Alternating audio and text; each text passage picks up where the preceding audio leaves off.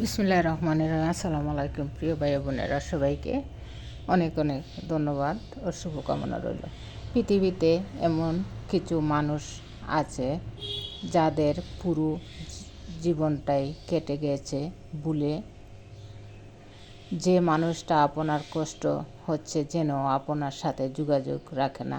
বুঝে নিতে হবে সে মানুষটা আর আপনার সাথে সম্পর্ক রাখতে চায় না। সুতরাং তাকেও বুঝতে না দিয়ে গোপনে নিজেকে আড়াল করুন চিরদিনের জন্য। এই পৃথিবীতে কেউ কারোর জন্য ততটা গুরুত্বপূর্ণ নয় যতটা গুরুত্বপূর্ণ আমরা মনে করি অনেকটা দূরে চলে গেলে কেউ হয়তো আমার কথা মনে রাখবে, কিন্তু সত্য কথা বলতে প্রয়োজন ছাড়া কেউ কারোর কথা মনে রাখে না। প্রতিটি মানুষের জীবনে দুঃখ কষ্ট আছে, পার্থক্য শুধু এতটুকুই, কেউ ধৈর্য ধারণ করে, কেউ বা ধৈর্য ধারণ করার শক্তি হারিয়ে ফেলে। কাউকে ভালোবাসতে হলে আগে বোঝার চেষ্টা করুন এটা কি আসলেই ভালোবাসা নাকি ক্ষণিকের ভালো লাগা।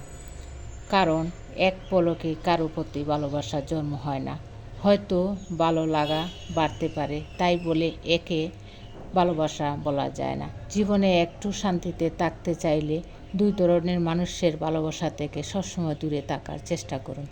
যারা হাজারটা অপরাধ করার পরও আপনার সামনে নির্দোষ সেজে বসে থাকে, যারা আপনার ভেতরে লুকিয়ে থাকা ইচ্ছাশক্তিগুলিকে তিলে তিলে ধ্বংস করে থাকে।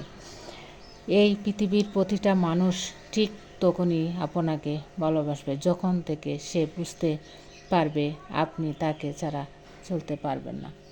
যে আপনাকে সত্যি ভালোবাসবে তার মধ্যে এই লক্ষণগুলি দেখতে পাবেন।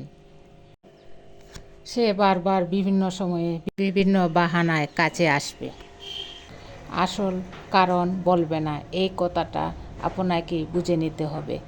যদি বিশেষ কোনো কাজ না থাকে তবে বিনা প্রয়োজনে সে আপনার কাছে ঘন ঘন সময় নষ্ট করবে।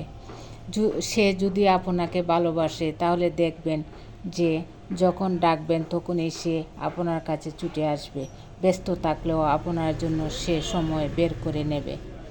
আপনি যদি অন্য মেয়ের সাথে কথা বললেন এবং হাসি ঠাট্টা তামাশা করেন তবে সে খুব বেশি কষ্ট পাবে। অনেক সময় এই কষ্টের বহিঃপ্রকাশ লক্ষণীয় হয়ে ওঠে।